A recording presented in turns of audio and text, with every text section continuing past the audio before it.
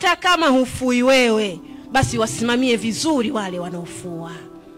Lakini ukifua wewe ni bora zaidi.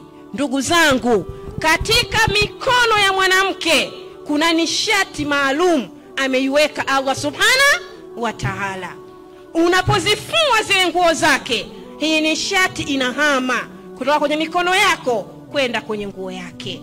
Akifua dada wa kazi, nishati inayohama ni ya dada ya kazi. Dada wa kazi akipendwa, usimlaumu mtu. Wakati mwingine tunasababisha sisi wenyewe. Tumetengeneza bond kupitia nguo baina dada wa kazi na nani? Na mume wako. Unashangaa tu, hata walianzia wapi hujui.